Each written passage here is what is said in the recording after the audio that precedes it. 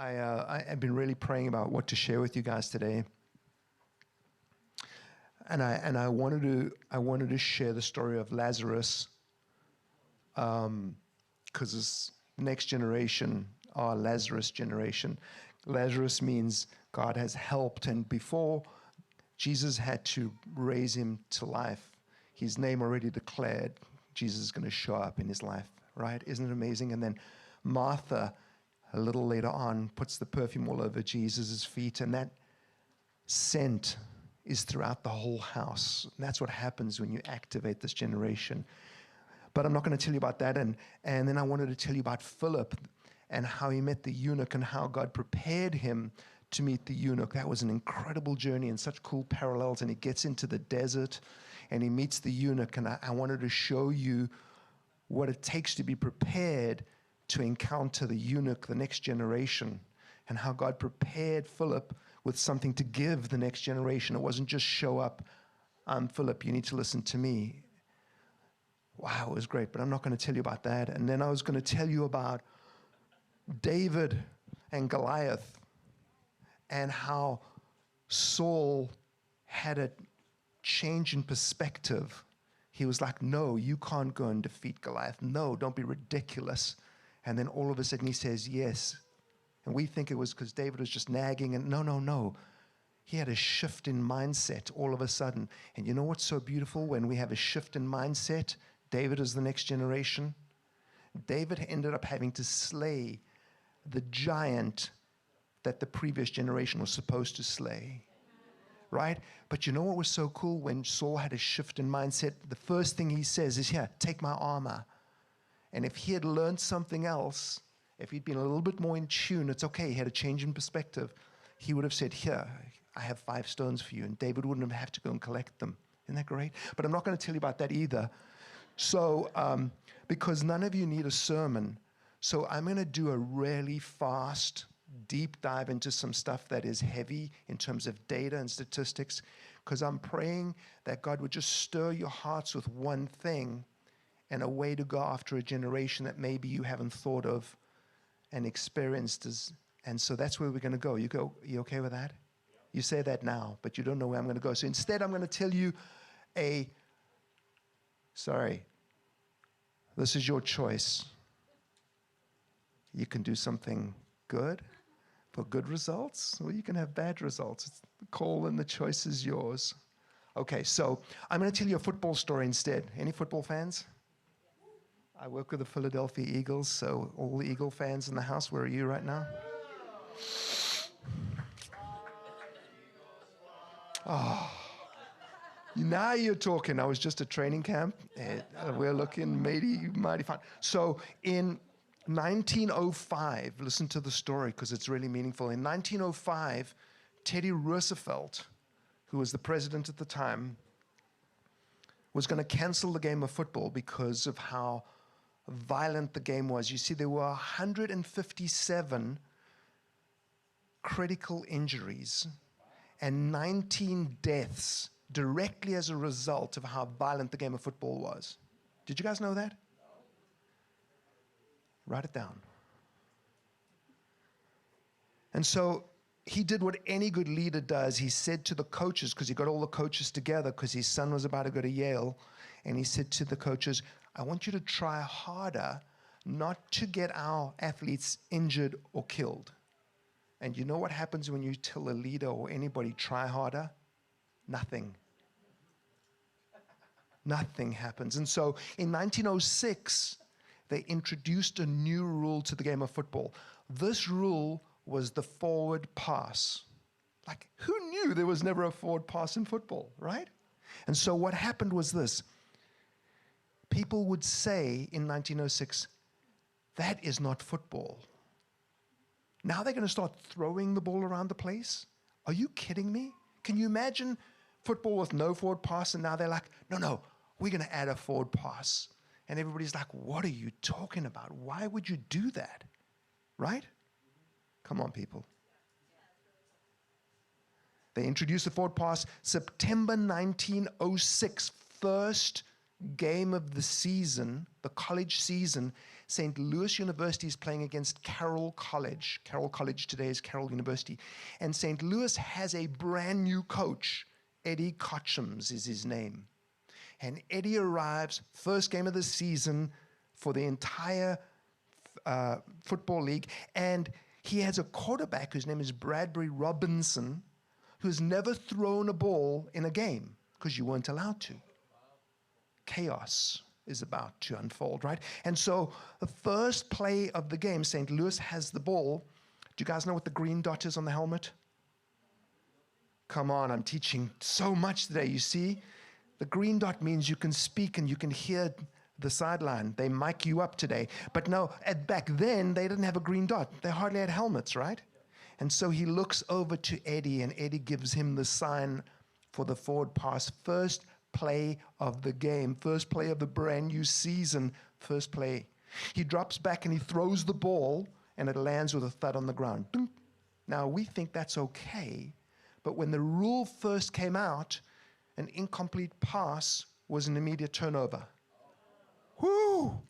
They didn't think this was going to stick. So first play of the game, he gives the ball to the other team. At this point, the crowd is already saying, is it too soon to fire this coach?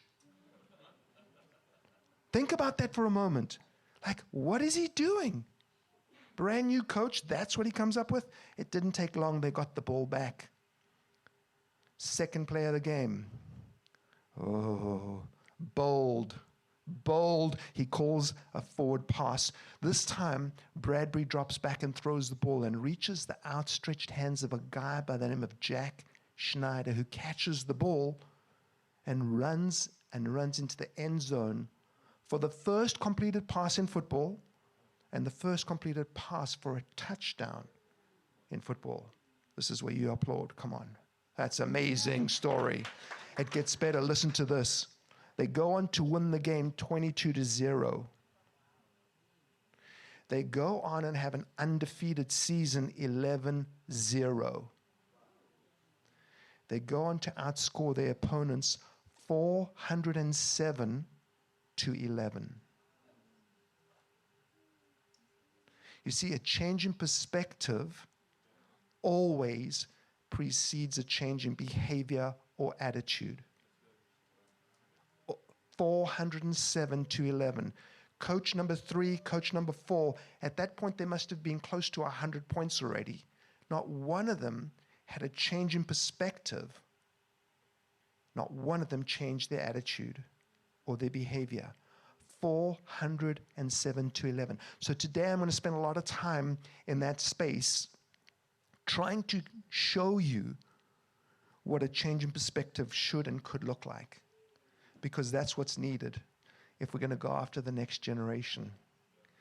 Because they really matter. And the reason I would have told you those stories about Lazarus and about Philip and about David is because I would love to wreck your hearts more for a generation that we could lose if we don't change our perspective.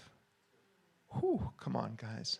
We could lose a generation. But thank you, Jesus is greater than that. So a change in perspective. Any of you would be prepared to swim in that river? Any of you realize that that's not a river? That's a garden, and that's a garden wall.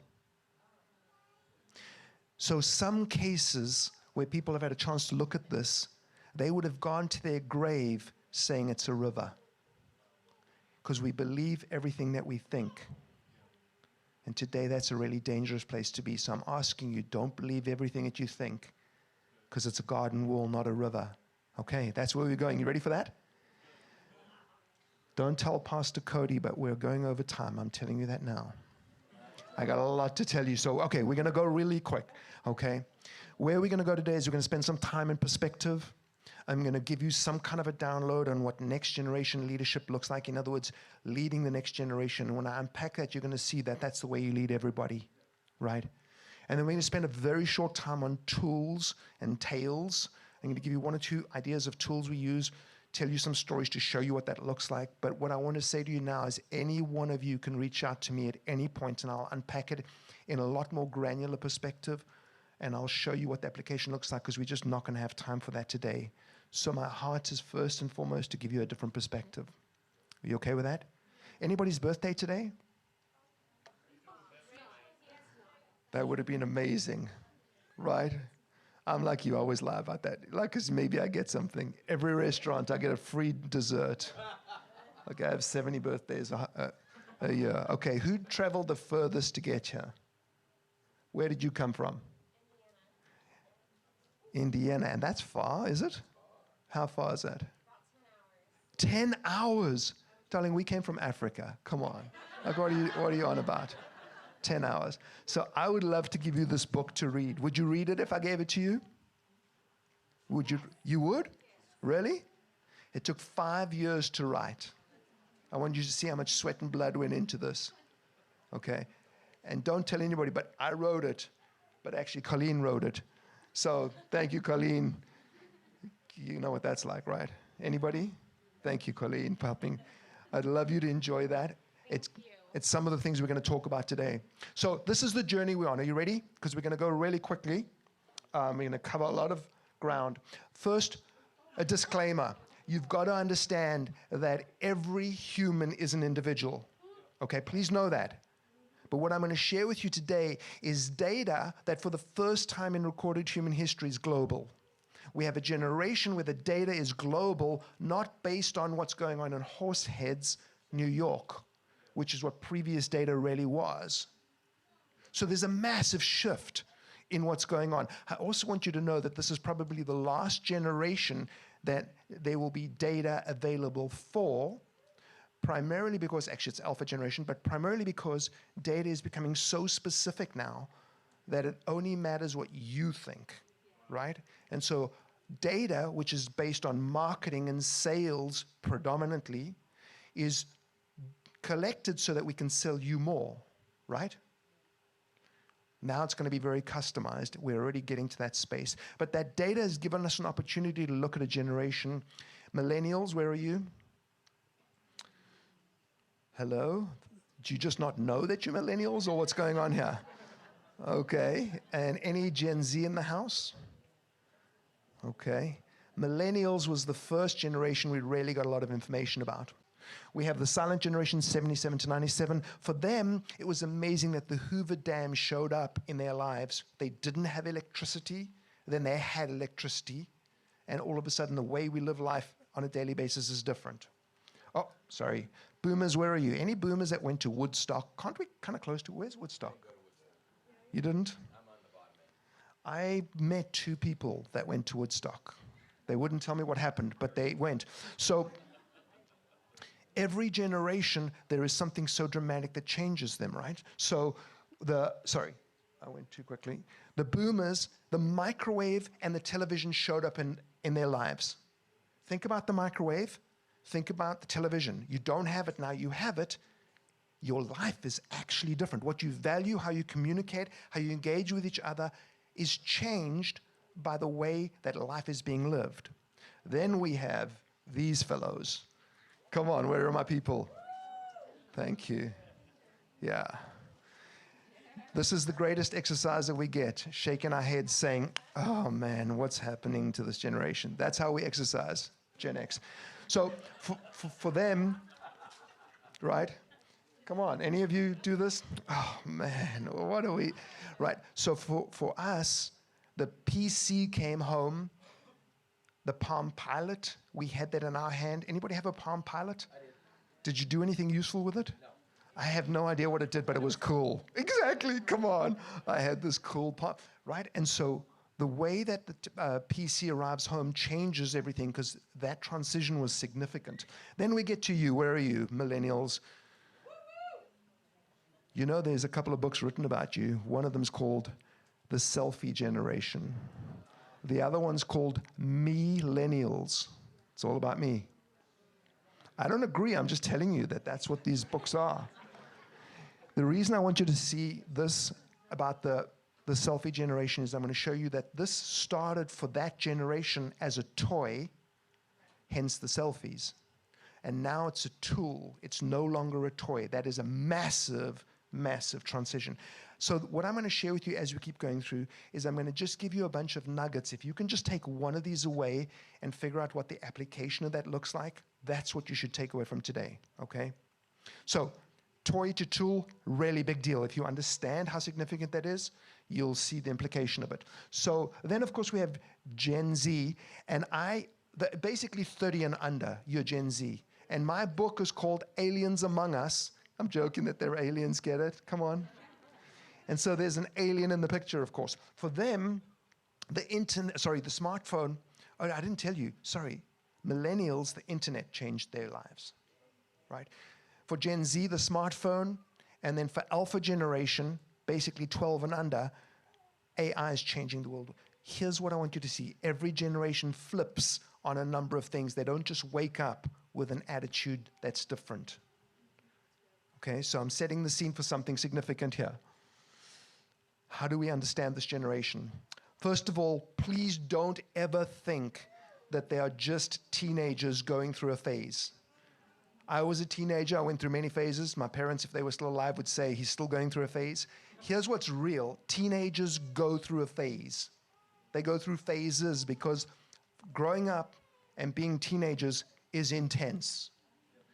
But here's what I want you to catch, that if you are looking at this generation, they are not just teenagers going through a phase. I'm going to show you that they are fundamentally wired differently.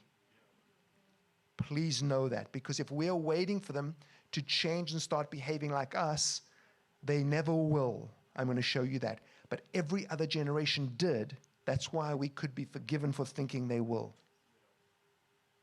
Did you guys get that? That was gold. I should write that down. Colleen, you should write that down. Okay. 4 things called the perfect storm, which is going to show you why Gen Z are so different. Okay? They shouldn't come as a surprise. The first is technology.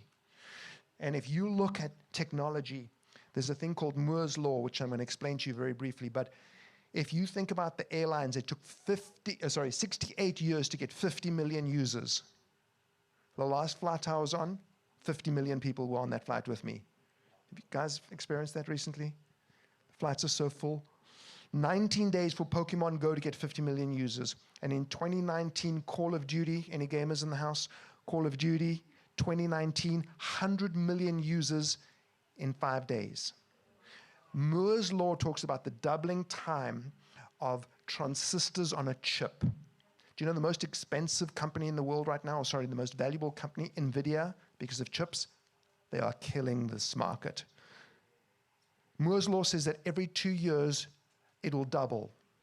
And it's been current and correct to today, which means it had 1, then it went to 2, then it went to 4. Here's what's crazy about that. For 5, 10, 15 years, you won't even notice the change as it doubles, as it doubles, as it doubles. And then one day, it makes that doubling from a billion to a gazillion, and all of a sudden, it blows your mind. Literally overnight. That's where we are today. Moore's Law, the doubling time of technology has never been close to where we are today, which is very significant in this journey. So technology obviously is a major factor of why we behave differently, why we communicate differently, why we engage with each other differently.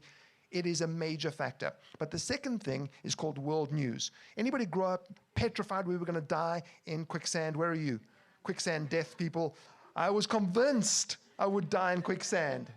Do you know that in Portland, Maine, they just found quicksand on the beach somewhere? Nobody died. What? No, and well, that would have made the story even better, right? But talking about world news, do you know what sells? Did you say beer? Oh, I'm like, whoa. Yeah, like beer sells. Okay, yeah, it's not where I was going. Okay. Let me tell you why world news matters. Because in 1970, there was a study done, and this study is called, or referred to as mean world syndrome. It's a cognitive bias that makes you irrationally fearful of the world outside. So they watched violent television, and the more violent television you watched, the more irrationally fearful you were of the world outside. Think of where we are today. 24/7, we are plugged into world news. Anywhere in the world, as things happen, we know. Growing up, I had a friend 1 road away from me, broke his leg, didn't come to school for about a week. When he came back in crutches and a cast, we were like, man, where were you? We thought you died. right? Today you find out where we are in the world as things happen, and think two things that sell not beer.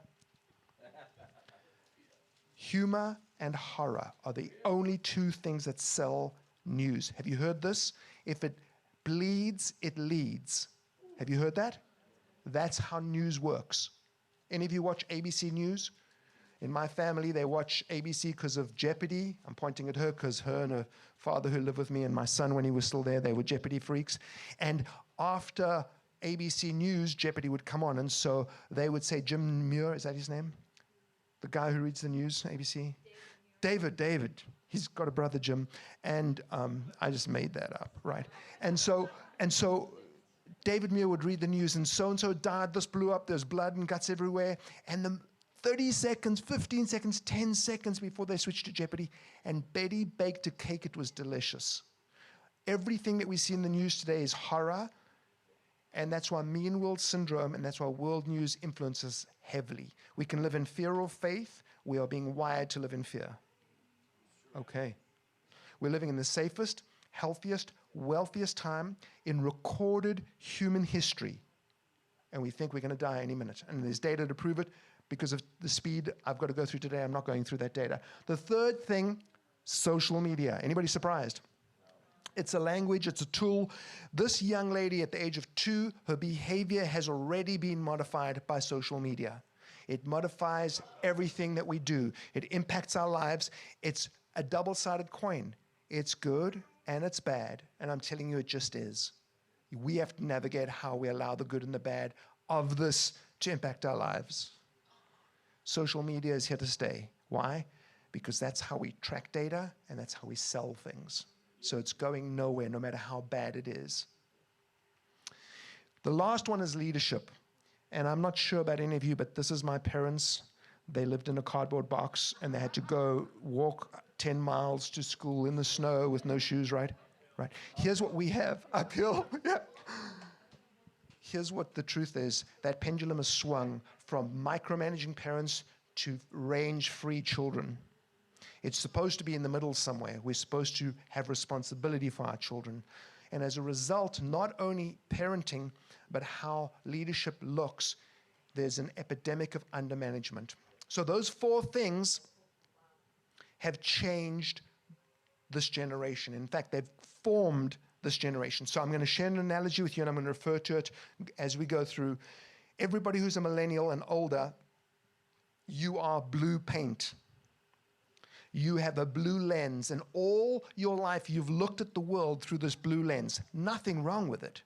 It's totally good.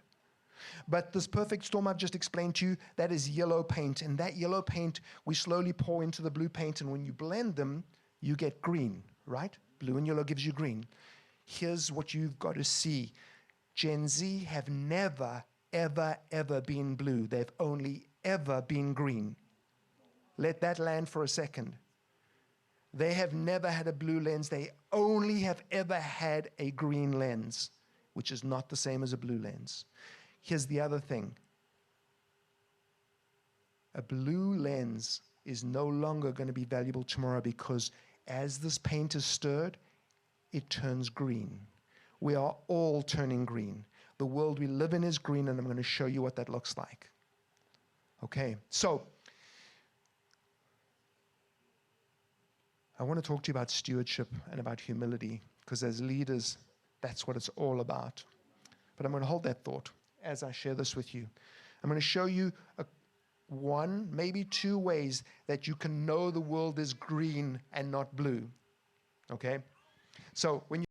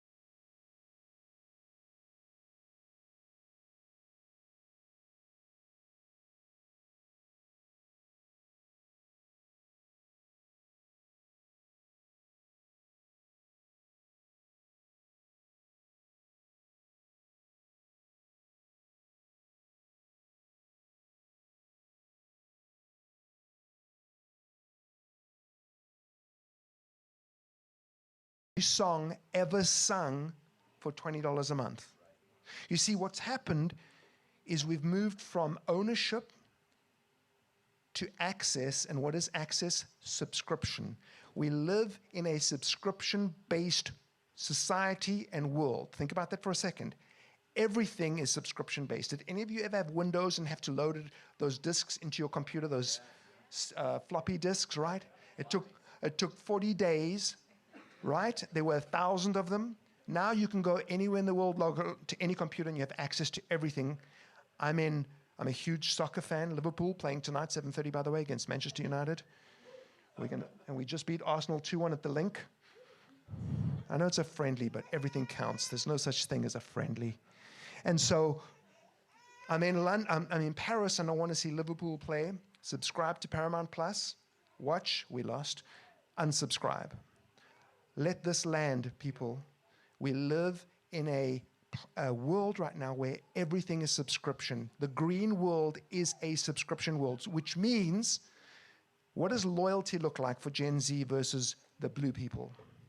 Loyalty was, my dad worked for 50 years to get a gold watch from Siemens. True story. Today, that is not how loyalty works. This is how loyalty works. If you have something of value, Philip, eunuch in the desert, if you have something of value, I will stay connected. If you do not, I will unsubscribe. That is our norm. So when people behave like that, do not dare judge them. Understand that we always should have been bringing value. And the ownership world didn't look like that. It's just one way to start to show you how we live in a green world. Think about this. I'm coaching this team, now I'm coaching this team. I'm playing for this team, now I'm playing for that team. What is loyalty?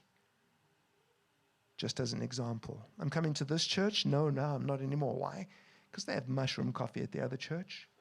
If you are not compelling enough to keep people here, which means Jesus shows up, and as Cody said, there's testimony, why would they stay?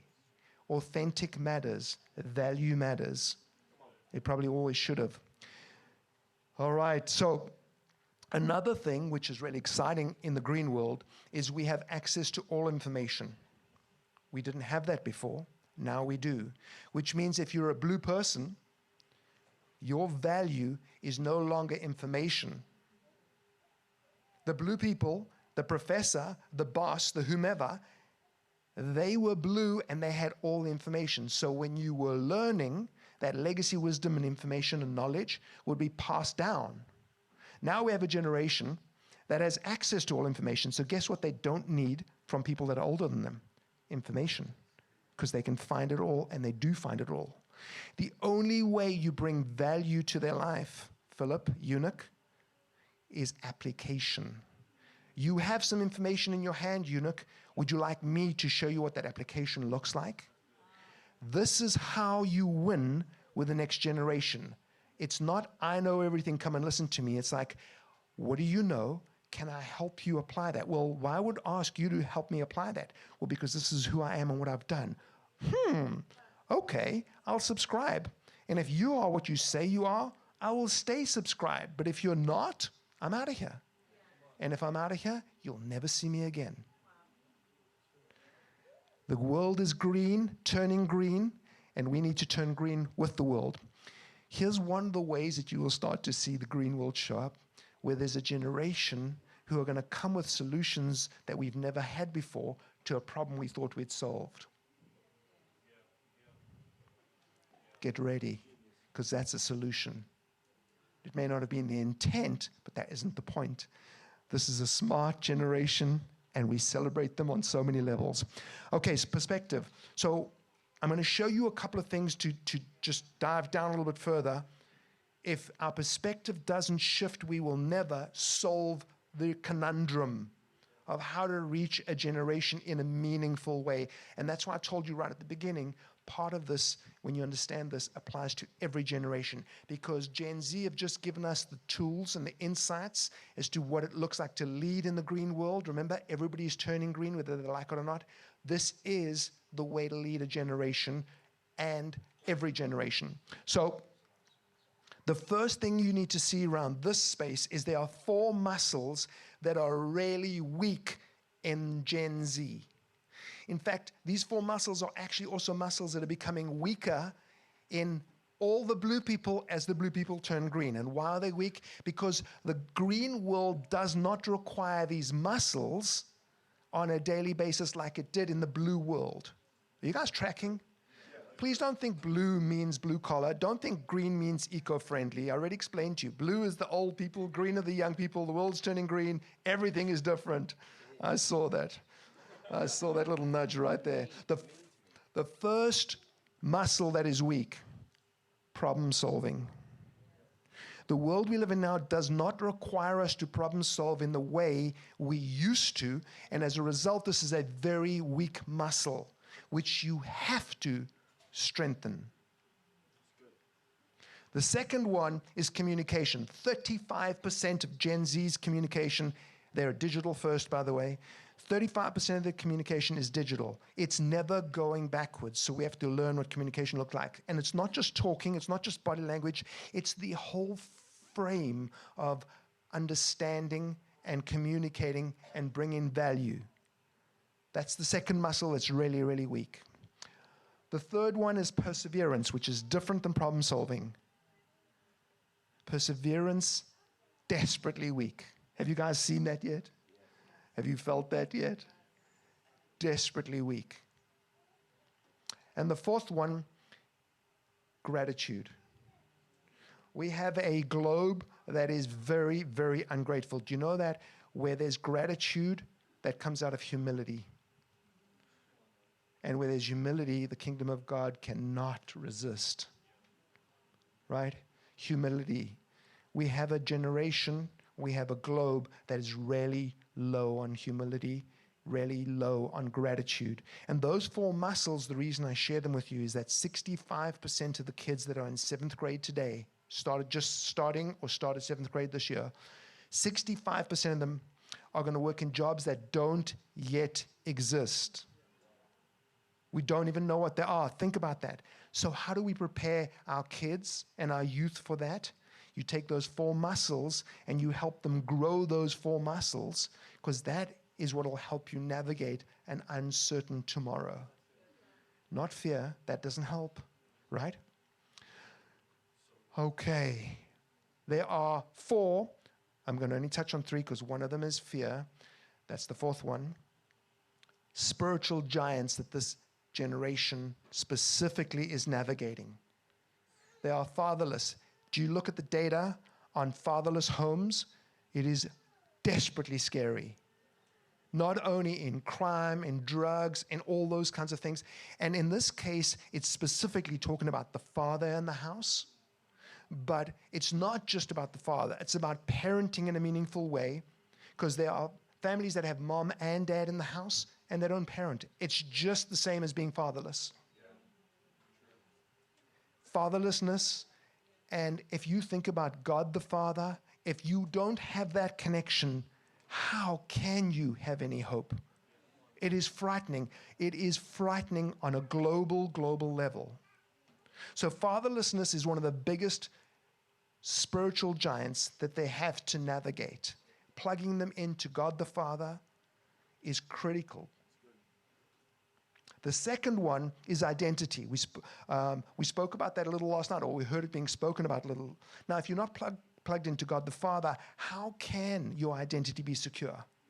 And here we have a generation that are chameleons in terms of their identity. I'll behave like this, I'll behave like this, I'll behave like this.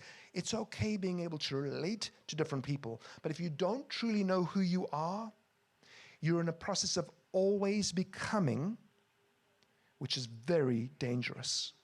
Because then it's always about the circumstances you're navigating, not about who you are. And when you know who you are, you can navigate the circumstances. It never works the other way around. And so we have a generation that doesn't yet grasp their identity. And when they do, whoa, everything is different. So that's the second giant, and it says 4 there because I moved number 3 out, which was fear and faith, and I didn't fix that because my proofreader Colleen was already sleeping at the time. Like, what happened, darling? Come on, man. You write a book and then you let that happen. 1, 2, 4. Nobody noticed that, by the way, until I pointed it out. But okay. Self. COVID amplified this, by the way. But it's all about me, what I want, when I want it, how I want it. And there's nothing wrong with that, broadly speaking. But when that is everything, which is where we are today, we are navigating a massive spiritual giant. We've never really had it almost at the exclusion of every other generation or any other people, which is what we're seeing in the data today. It's about me and nothing else matters. Any of you drive on the road lately? Yeah? It's about me. Any of you stood in a line lately? Like how long is it going to take me to get this coffee? I want you to know those spiritual giants because as you're ministering, as you're pouring into their lives, this is where you come into the battle. And when you start to defeat these giants, these little foxes, one at a time. Come on, last night was incredible, right? Colleen and I were wrecked. It was amazing. When you start to address these little foxes, you start to see freedom. And that's why I wanted to share them with you. Just some more data points. We have a generation that has spent 40% less in-person time with their friends. Do you know that that matters? Because God has wired us for a relationship. And so when there isn't that connection, there's certain skills, there's certain social things that we just don't learn. Millennials were so amazing at connecting through relationship. Gen Z, 40% less time in person, which means when you're navigating, walking with them, you have to understand they don't have the same experience yet as millennials did. So don't look at them through a blue lens. That's why I call them aliens, because if an alien truly showed up here today, we'd want to know, well, what language do you speak? What do you eat? So that we could come alongside them in a meaningful way. That's the mindset I want you to think about when you're looking at this next generation. Don't make assumptions, because I'm going to show you, I'm trying to show you that there is nothing that they have in common with us. And that we're all becoming like them. Come on. 40% less time. But they are the most cause-driven, smartest generation we have ever encountered. Which means a cause matters. Now, if you catch them for the kingdom, they will go deep dive all in. But they have to see that it's real. They have to see that it's authentic. They've got to see that you're real and authentic. Otherwise, why would they? Think about the history of the church. Why would anybody be interested unless Jesus was actually showing up? Think about the history of the church. Why would anybody want part of that? When Jesus shows up, everything is different. And so what we're looking for is something that is really authentic, because if there is a cause, they recognize it. Thank you to technology primarily. We were talking earlier, Simeon, I think, was saying, who was it? Maybe it was Nick, I forget who said it. There's a thing called an attention span. You guys been aware of the attention span? Millennials, 12-second attention span. Congratulations, millennials. 12 seconds, huh? Okay. And so the goldfish went from 3 seconds in data and research to 5 seconds, and now goldfish supposedly have a 9-second attention span. Isn't that crazy? So I do a lot in the corporate space, and so we're busy trying to hire only goldfish now, because they say Gen Z has an 8-second attention span, right? We have not been successful in hiring any goldfish, but that's the vision, right? Here's what I want you to see. It's really important because there are significant data points around this attention span, but it's not an attention span, it's a filter. And here, every single one of you is green already. We have so much to process on a daily basis. There's so much data and so many people vying for our attention that if we don't filter, our heads will explode. Right? So what we do is we filter and we prioritize what it is we're going to pay attention to, who it is we're going to let into our lives, and who it is we're going to communicate with. If you did not do that, you would not cope. Right?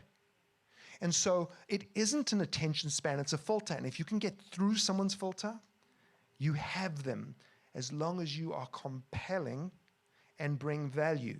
Isn't that how it should be? How many of you have paid at a restaurant, given somebody a tip when the service was horrendous? Every one of us. Why are we doing that? Well, because that's how it happens. Wouldn't it be great if we gave someone a tip because they were awesome? Right?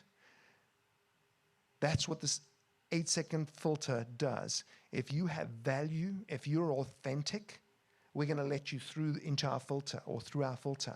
And if you continue to do that, we'll allow you to stay in our curated stream.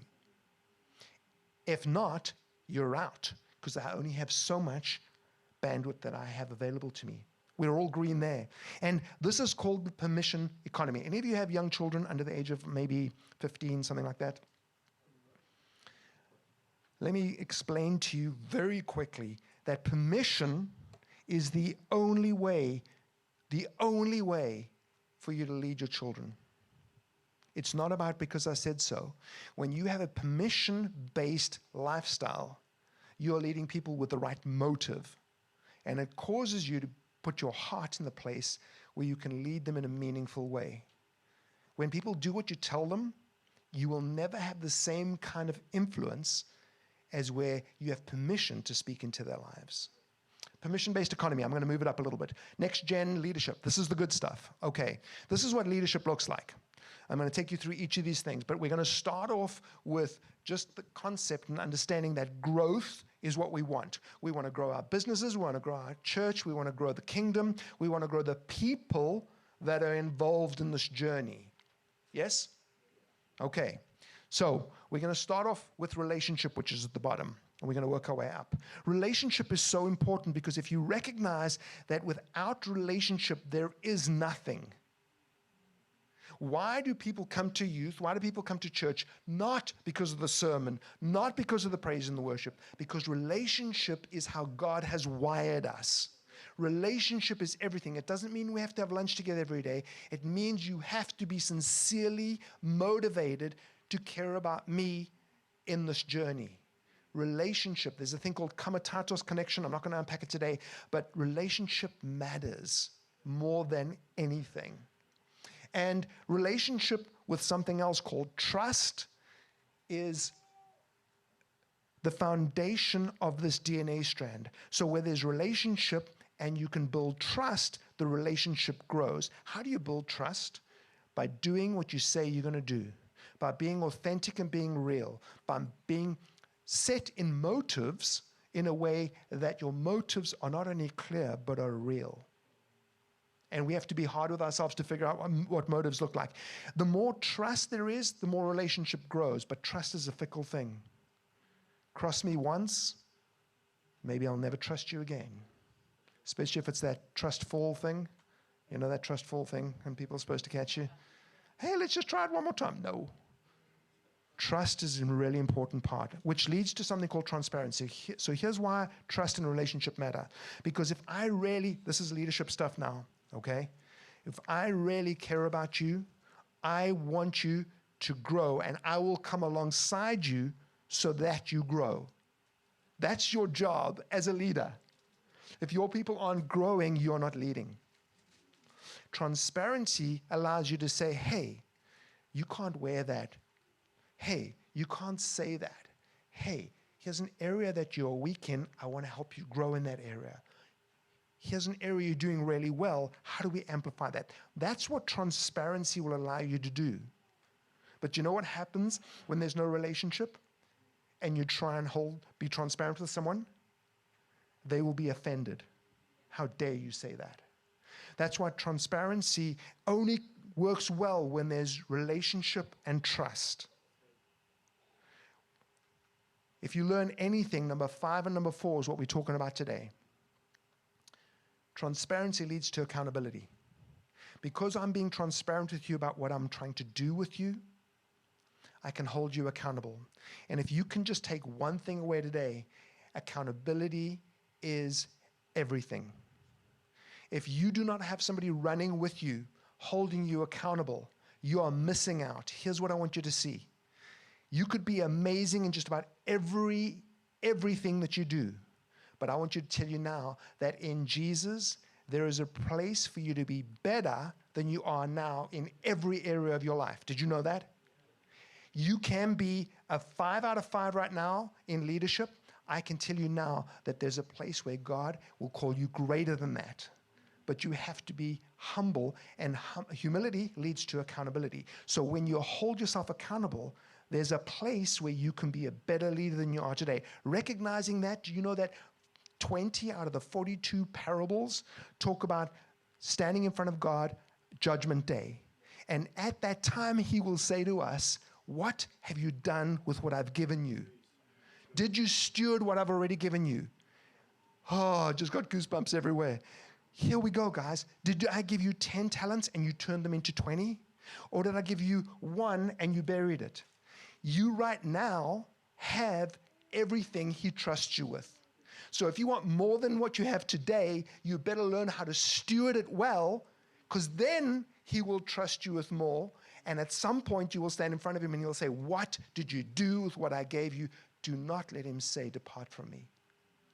This is a really big deal, guys. Where does it start? Accountability. Accountability makes things happen. Remember the leadership thing that I said was missing? Accountability is missing. Hey, would you like to just go over there and do this? That is not accountability. Accountability requires specifics, which causes us to be more specific. We need to be very clear with people about accountability. And you know what's so great about accountability? When there's great accountability, the stories that come from that change organizations, which leads us to, that's accountability. That's not accountability, by the way. That's how we lead today. I got to get one of those dogs, right? Go for a walk, come back quickly, okay? Be safe. This is what's so important about accountability is expectations. Often we don't give clear expectations because we're too lazy, because we haven't figured it out. If that's where you are in leadership, please call me, because that's not good enough. You are not stewarding the position, the opportunity God has given you. Never mind the people that he's put in front of you. If you have 50 people in your youth right now, it's because that's all he can trust you with. Congratulations that you have 50. Do you want 55? Something has to shift for him to trust you with more. What is that something? You have to understand what accountability looks like, and you need to start to prepare yourself and the vessel prepare so that you can be trustworthy, and then he can say, I can send 5 more people there because I can trust them with those 5 that I'm going to give him. God will never, it's a godly principle, trust you with more than you can handle. Right? So if you're at 100 and you want to go to 150, there's only one way to get there. Steward what you've got well. That means your wife. That means your children. That means the people that it put in your life in a meaningful way. Oh, I was ready to preach that. Come on, people. That leads to narrative. Narrative is a historical story of what's happened. Do you want to know what's going on in your church? Do you want to know what's going on in your family? Do you want to know what's going on in your business? It's so interesting. Just listen to the stories, because they're an historical account of what's happened. And they will tell you, I'm going to focus on narrative in a second, they will tell you what the real culture is of what's going on in your life, which leads to culture. Do you have a culture where you love people in your church, in your ministry? Is that aspirational or is it transformational? One day we will love all the people that come to church. I mean, we do kind of now, except for that guy with the beard. I can't really love him yet, right? And that lady, Karen, any Karens in the house? You know, Karen, like, everybody except Karen, right? No. Transformational means people behave different at home and at work because of what happens here. Aspirational is one day we'll all behave differently, but until then, thank you for your grace, Jesus. No. That's not how it's supposed to look. Narrative tells you what's really going on. It's like going to the doctor and getting a blood test, and they say, oh, this is what's going on in your blood, right? That's what narrative does, and it shows up in culture. And when you do culture well, you don't need rules. You don't need laws. Culture determines how people behave. And if your culture is transformational, then you don't need to explain to Gen Z what to do, how to do it. They pick it up immediately. That leads to engagement. You know what's important about engagement? Engagement is this. You don't need to go and recruit people. You don't have to worry about people leaving, because if you're authentic and you've got narrative, people stay and new people come. Why? Because there's something called testimony. It's a beautiful thing. Okay, that was real quick. What I want to show you here is this. If you're not growing, if you're not keeping people, if people's lives aren't being transformed and changed, it's because the cause, relationship, trust, transparency, and accountability is not happening. That is how you prepare to be trusted with more. You get that house in order, and all of a sudden, the effect, the outcome is completely different. Okay, for sake of time, I'm rushing, okay? Tools and tails. I'm not going to give you a lot of tools, but what I want you to understand is this. First and foremost, if you are not being held accountable, how can you be stewarding the gifts that God has given you well? Every single one of you needs an accountability partner, a trusted friend, or a mentor in your life. You know why? Because we have a log in our eye. You know why? Because we will stand in front of him one day, and I would far rather a trusted friend say to me, Steve, you need to focus in this area so that I don't stand in front of God, and he says to me, you should have focused in that area. Can you imagine the fact that God says, do not, be careful, right?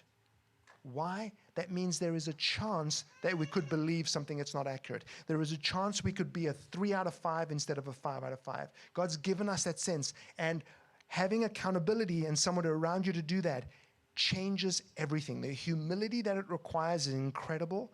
And when you partner with somebody, God gives you an opportunity to see something that you cannot see for yourself, because we believe everything that we think, right?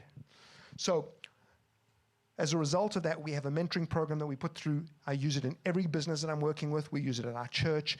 It is transformative. What am I going to hold you accountable to? Just this one thing. Pray every single day. And you figure out a strategy to do that. If we've got time, we'll go into that in more detail. One of the tools we use, it's part of a thing called a vision vault, which I'm not unpacking today because of time, but we use a thing called the spec model. Here's what's so important about the spec model. It's so important for us to scribe, write something down. That's the what. What are you holding me accountable to? What am I going to do with this youth group? What am I going to do with this kid? Then you plan. You map out, well, what are the steps I need to take to do that? Then you enlist. This is where you get a thought partner. This is where you get an accountability partner. This is where you get a mentor. And then it leads to something called celebration. Celebration is narrative. Celebration is testimony. It sounds really simple. If you go through this journey with anything in your life right now, your success is 200, 400, 600, 1,500 times more likely as you go down and do each of those things. It's one of the powerful tools we lead, because if you've got people coming in and you're not actually growing them from where they are to where they're supposed to be, the brain is a crazy, amazing thing. The neuroscience around growth is incredible. And so, do you want to know how to engage the next generation? Grow them. Because that going from A to B is everything that we're wired to do. The comfort zone is the worst place to be. The absolute worst place to be. So your job as leaders, do you want to lead well? Spend time looking at each of the people that you've got one at a time and coming alongside them in a way that you can grow them from A to B, even if it's a little step. I guarantee you, you do that, you will transform every single person that you're working with, including yourself, and you will see a culture that is revolutionary. I won't talk about the earned dopamine, but I will talk about something called the invisible curriculum. Anybody not seen Karate Kid? Because I'm about to give you a spoiler. He learns karate by waxing on and waxing off. He gets the car and the girl. The invisible curriculum is one of the most powerful ways for us to teach, to coach, to guide. There is always an invisible curriculum. You just need to be deliberate about figuring out what that is. So let me say it to you this way. The invisible curriculum is really good at targeting those 4 muscles. Remember the 4 muscles I told you that were weak? Perseverance, problem solving, communication, perseverance, and gratitude. And why the invisible curriculum is so powerful is because it bypasses the filter. So when I'm teaching you a wax-on, wax-off skill and you're getting muscles and you don't know you're getting muscles until you've got muscles and you're like, oh, great. But if I say to you, let's go to the gym and get some muscles, you'd be like, I don't know if I have time today. So what we do is we build this invisible curriculum into the entire process of running alongside someone. And that is transformative. Again, I'm going to give you some stories that give you an idea of what that looks like. Narrative, let me quickly tell you what narrative looks like. Domino's, $8.6 billion, the biggest franchise in the United States, one of the biggest in the world. Do you know that they had an ad campaign where this young lady stands up and she says, you'll see it, go and look for it. She says, my name's, I forget what her name is, and she says, I started at the age of 17 making pizzas in the kitchen. Now I own 2 franchises. Do you see? That story transformed this into an $8.6 billion business.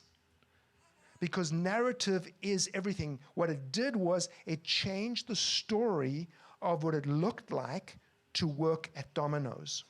You have to change the story of what it looks like to come to youth group, to serve at youth group. You have to change the story of what a new life looks like. Otherwise, you will not have people come.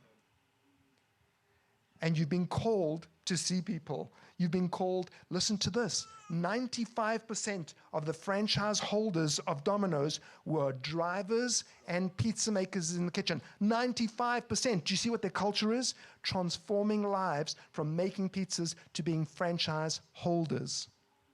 I don't ever want to eat Domino's, but let me tell you, I love Domino's. They are crazy smart. And when it comes to what your house looks like, what your youth group looks like, do not make it the most boring place in the world. Because if you have a child and all they do is homework, chores, go to bed, and mom and dad just sit in the lounge and watch television, why would they want to be there? We live in an Instagram world, people. What is compelling about going home? That is what's compelling. A parent who has a vision to create narrative. A story that can be retold. And I hope we're going to have time, sorry, we're close, to tell you a couple of stories to show you what this looks like. Because stories, it's not creative stories from a marketing department. Narrative is an historical account about something that's happened. Remember that. Upskill, here's the point. We've got a generation, and we are wired the same, where we are all trying to grow. If you're not growing, you are dying, because being in the comfort zone is death. And do you know what comfort zone could look like? I'm so busy, I have no time. Do you know what? If you really look at what you're doing, you may be doing things that you shouldn't be doing, and that's causing you to be so busy that you have no time to become who you're supposed to be. That's called the comfort zone, because I'm so comfortable being busy that I don't need to become who I need to become. Upskill is growing people with skills in a way that stretches and challenges them. That is what we are called to do as leaders. If you're going to put chairs away, make sure you put them away incredibly. Not a 3 out of 10, a 10 out of 10. And when you've done that well, I'm going to teach you something else. If you have a mindset of teaching and growing your people, you will get more people. Because God has entrusted us with people for a reason, not to let them stay the same. So I'm going to tell you a quick story or two. How are we doing for time? Can I go a couple more minutes? Okay. I'm going to tell you a story, and I want you just to catch how important narrative is. And narrative is built out of upskill. Upskill falls under the accountability space. These things are called brigadeiros. Anybody been to Brazil? Brigadeiros, baby. It is the nicest thing you have ever eaten. They look like they could be on they could hang them up in an art museum. I'm coming home from a meeting. I have a bag of brigadeiros, not these, and the concierge at the hotel, good evening. Could I recommend a place for dinner? No, because tomorrow I'm flying and I can't take these brigadeiros with me. Look in here, brigadeiros. I'm going to eat them all for dinner. I did, right? 6 brigadeiros for dinner. It was the greatest thing ever. So you know what? What's so great? You go back to that hotel 7 months later, walk into my room. This is what's in my room. I didn't take a picture, but there's a note. Dear Mr. Robertson, we know how much you love brigadeiros. We've been so excited for you to return. Tears. Colleen, look, I got brigadeiros, look. FaceTime. Right? Do you know what I didn't tell Colleen? That there was a king-size bed in my room. Why? It was an expectation. If there wasn't a bed, I'd be like, wait, what? If the bed was horrible, narrative, I'd be telling her the bed was horrible. Do you see how important narrative is? Narrative is the story of what already happened. The bed was terrible. Did you see what he was wearing? I can't believe what he said. This was amazing. We know you love it. Here's what I want you to catch. Upskill looks like this. That hotel put something in place to make sure that each person that worked there was stretched and challenged. Somebody told somebody that I liked Brigadeiros. Somebody told somebody, when this guy comes back, make sure he gets them. Somewhere along the line, the leaders were so focused that they ensured that when I came back the next time, I would be delighted and surprised. And the narrative, the story, has been retold thousands of times. No marketing dollars, no hype, me telling them about experience that I had. That is what happens when you grow your people. They will retell the story on their own that will blow their friends' minds. And it won't be hype, it'll be the truth. But it only happens from deliberate leadership that are about creating opportunities of upskill to grow their people. I'm going to tell you one more story. Okay, one quick story. Pizza restaurant can't keep their servers. We implement something called the black box. It's this little black box with a whole lot of things inside. Now what happens is one server, maybe once, maybe twice a week, gets the black box. And as they walk up to the table, they stand in between the kids and they put down the black box. And all the kids are like, what's in the black box? They're like, oh, that black box, it's great, take the orders, but what's in the box? Do you want to see? Open the box. And there's all these little tokens, these little cool things. What are these? These are tokens. What are they for? They get you into the kitchen. Would you like one? Yes. They get a token each. Do you want to go into the kitchen and make pizza tonight? Yes! We'd love to go into the kitchen and make pizza tonight. Guess what? The kitchen is ready for kids to come in and make pizza. Mom, Dad, is it okay? Of course it's okay. They go as they're walking away. Columbo, anybody watch Columbo? The detective, right? Like, just as they're walking away, the server turns around. Mom, Dad, would one of you like to video this? Yes! I would love to video this. Mom or Dad comes, they get there, and there's a bouncer standing at the door. I'm trying to be a bouncer right there. You can't come in. But I have this token. Oh, come on in. They go in. They get to keep the token. You know what happens? A couple of things that happen. Best pizza anybody's ever eaten. Why? Because the kids made it. The chef knows kids are going to be horrible. Did any of you ever have to have that breakfast on Mother or Father's Day? That's lovely, thank you.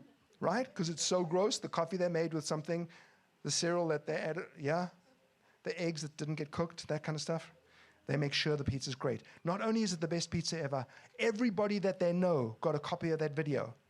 Everybody that they know saw those kids making pizza. The server got the biggest tip they ever received that night. You see, there's something intentional about stretching people to grow them. Those servers didn't just get the black box. They had to earn the black box. So when you do good work, this is what you get. And because you do that, now you can be part of a journey that changes everybody's life. Next time those kids come there, maybe their server has the black box, maybe not. They're looking around. Where's the black box? Do you know what? Their friends want to come to that restaurant now.